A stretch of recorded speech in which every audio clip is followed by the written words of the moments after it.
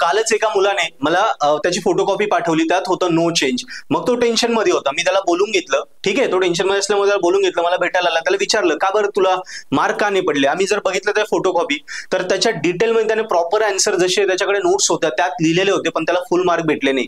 मग me other कॉलेजच्या teacher जे माझे मित्र आहेत त्यांच्याकडनं पण चेक करून घेतलं, तेव्हा आम्हाला कळालं की त्याने जे आन्सर लिहिले ना ते युनिव्हर्सिटीच्या स्टँडर्ड नुसार नाहीये. म्हणजे इथे गोष्ट येते की जसं आपल्याला भरपूर साऱ्या प्रकारचं स्टडी मटेरियल भेटतं, जसं वेगवेगळे युट्यूब चॅनल आहेत त्याच्यावर आपल्या SPPUच्या स्टँडर्ड नुसार हे नसतात, व्हिडिओज नसतात, जनरल व्हिडिओ असतात, पण आपण ते रेफर करतो, ते रेफर करून आन्सर लिहिले की आपल्याला फुल मार्क भेटत नाही.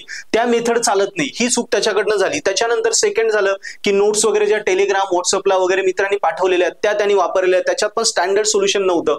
ओके, अर्धवट आन्सर वगैरे. आणि आता काय असतं, एक्झामच्या वेळी आपण टेन्शन मध्ये असतो, एखादा मुलगा असतो तो इतर मित्रांना देण्यासाठी त्याच्याच वहीचे समजा कॅम स्कॅनरवर स्कॅनिंग करतो आणि PDF टाकून देतो, तीच व्हायरल होते. आपल्याला वाटतं यार हीच महत्वाची, करून टाकतो.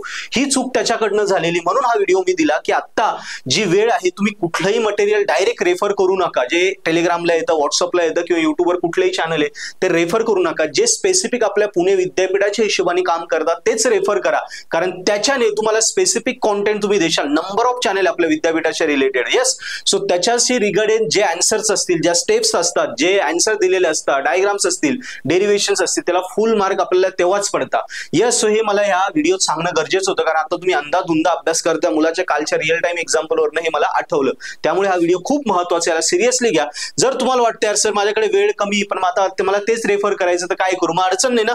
तुमचे जे कॉलेजचे टीचर आहे त्यांच्याकडनं त्या जे तुम्ही चॅनल रेफर करणार ते चॅनल किंवा त्या नोट्स ते पहिल्यांदा व्हेरीफाय करून घ्या. कॉलेजचे टीचर म्हटले की या चॅनलवर तुम्ही रेफर करू शकता किंवा स्टडी आपल्या SPPU रिलेटेड याच्यावर विश्वास ठेवा, याच्यातले व्हिडिओ करा, किंवा या ज्या नोट्स आहेत, हे स्टडी मटेरियल आपल्याला जे आलेलं टेलिग्रामला वगैरे व्हॉट्सअपला, हे पण तुम्ही रेफर करा. तर मग तुम्ही शुअरली रेफर करा, मग अडचण नाही. मग त्यावेळी वेळ कमी असेल तर चांगल्या प्रकारे कन्सेप्च्युअल अभ्यास करा, चांगला वेळ नसेल समजा तर रट्टा मारा, पण ते कन्फर्म करा. क्लिअर. सो या वेळी मला सांगणं गरजेचं होतं की ऍज अ तुम्हाला टॉपर करण्यासाठी जी मेहनत आम्ही मागच्या 6-7 महिन्यापासून घेतोय, सो प्रत्येक वेळी तुम्हाला व्हॅल्युएबल कॉन्टेंट देतोय, तुम्हाला बेस्ट बनवण्यासाठी, बेस्ट इंजिनियर बनवण्यासाठी आम्ही मेहनत घेतोय पर्पल ऍट थ्रू.